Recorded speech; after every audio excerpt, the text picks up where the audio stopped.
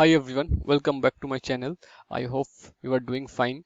So I have started a new video series. In that video, I will be touching few of the important exam question of AWS Solution Architect and Cloud Practitioner. So this will be a kind of cheat sheet review. So I'll be going through a small cheat sheet and I'll try to touch the important topic and try to elaborate that is required.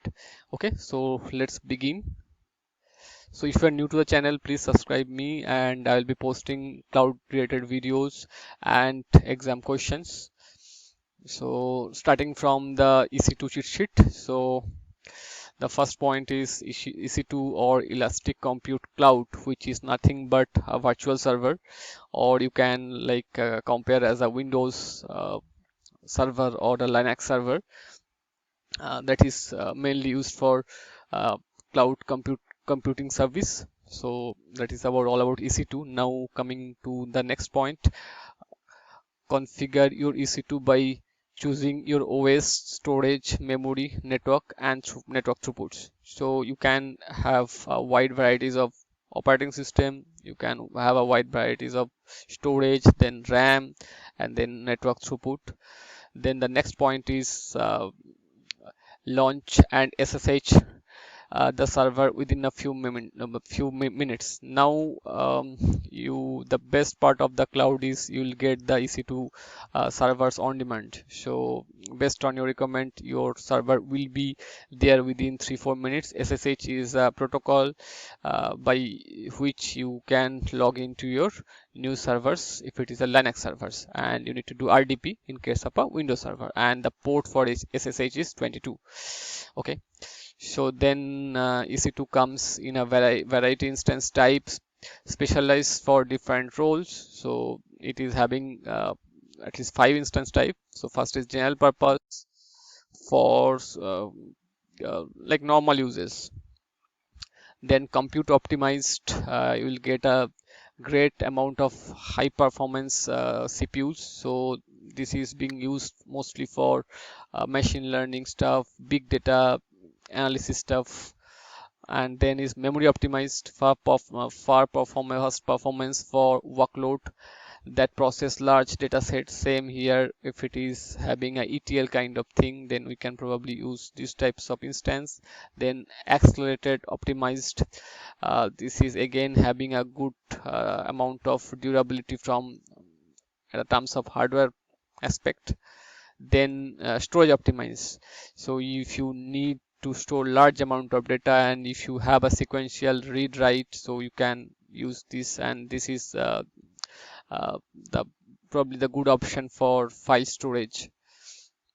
Okay, so the next is instance size generally double in the price and key attributes. Then placement group, so there is various placement group so that you can place your instances.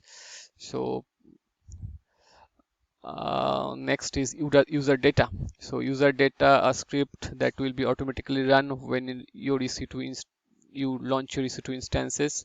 So in AWS console, you probably have seen that there is an option that you can write some script, bash shell script, um, so that like once your EC2 instance is booted up first time, that script will be run. So in normal cases, if we need to update the Linux server at the very beginning, and then you need to install some HTTPDB, then we used to uh, have a user data, or we can install few softwares also while boot like soft like the system is booted for first time. Okay, the next is metadata, which is very important, and you need to remember this URL.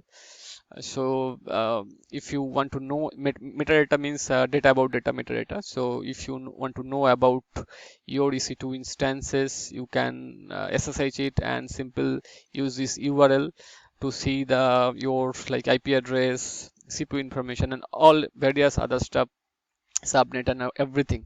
So whatever you can see it from console, you can see it from this URL. and the IP address is 169.254.169.254. You need to remember it, and there is no HTTPS. And for the user data, this is also almost same. The difference is instead of metadata, you need to put user data so that you can see the user data as well. Okay, then the instance profile. So this is probably a container for IAM role, so this is not much important. So this is all about EC2 quick refresher. Now I'll be moving to S3 cheat sheet. So S3 is a big topic, so I need a little bit time. So S3 is object storage for AWS. If you compare in uh, Azure, it is having blob storage. So if you are trying to relate with S3 with other services, you can probably compare OneDrive or Google Drive. So this is basically object storage. Everything is stored as an object, okay, and it is super fast and probably uh, the widely used service in Amazon AWS. So it is object-based storage and provide unlimited amount of data without worrying the underlying storage infrastructure. So once you procured a S3 service, you need not to think of the underlying storage. It is scalable and super durable. The next is it is replicated across at least 3 edges to ensure 99.99 and 11 nines durability. This is very important. Okay, and you need not to pay for this 3 edges. AWS will automatically do it for you. Then object container data as files, okay, and the minimum size is 0 byte